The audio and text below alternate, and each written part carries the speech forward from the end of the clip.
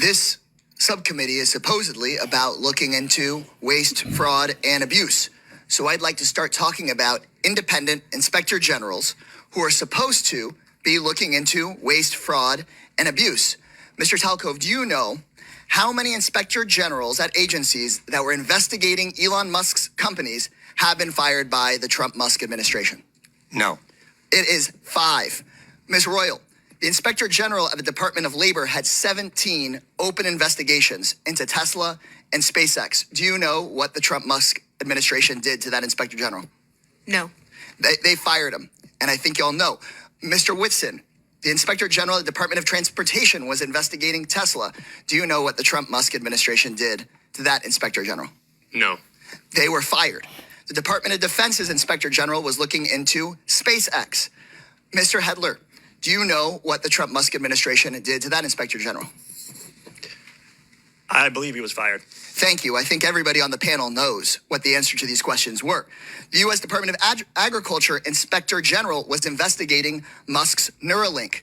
Mr. Talkov, now I'll ask you again under oath, do you know what Mr. Trump did to that Inspector General that was looking into one of Musk's companies? No. He was fired. The Inspector General at the EPA was repeatedly taking on Tesla. Mr. Hedler, since it seems that you're answering the questions that everyone knows the answer to, do you know what the Trump-Musk administration did to that Inspector General? I believe he was also fired. Also fired.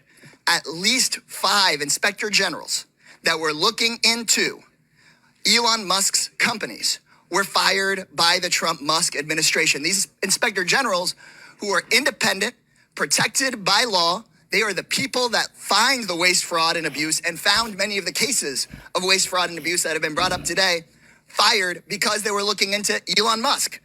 At the NLRB, the National Labor Relations Board, which is supposed to protect workers from getting their unions busted by folks like Elon Musk, made functionally broken by the so-called Department of Government Efficiency that really is the Department of Government Efficiency for Elon Musk, not for you. They are trying to shut down the Department of Education, the Department of Labor. You know what Elon Musk doesn't seem to be looking into?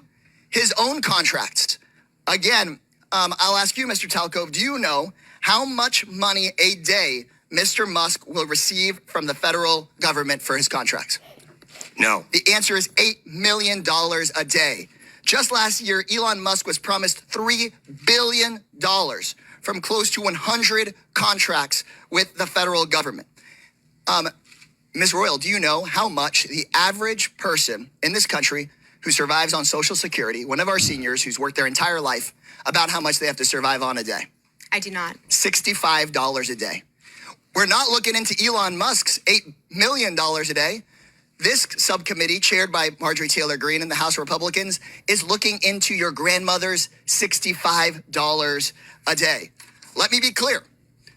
I think we would all support taxpayer savings.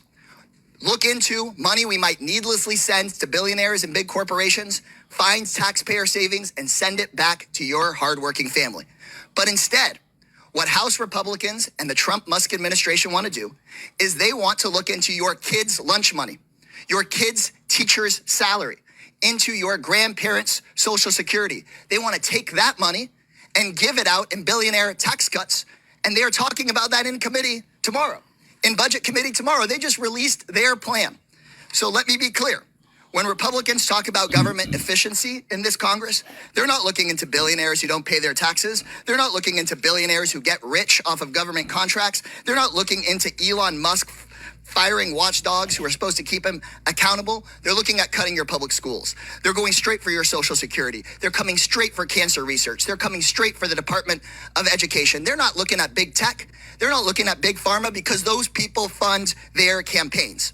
If this committee were serious about rooting out waste from our federal government, then today's whole hearing would be about how Musk and Donald Trump are firing the independent watchdogs who've done this work for decades. Instead, my Republican colleagues' actual goal on this committee is to distract from Trump and from Musk's corrupt war on accountability.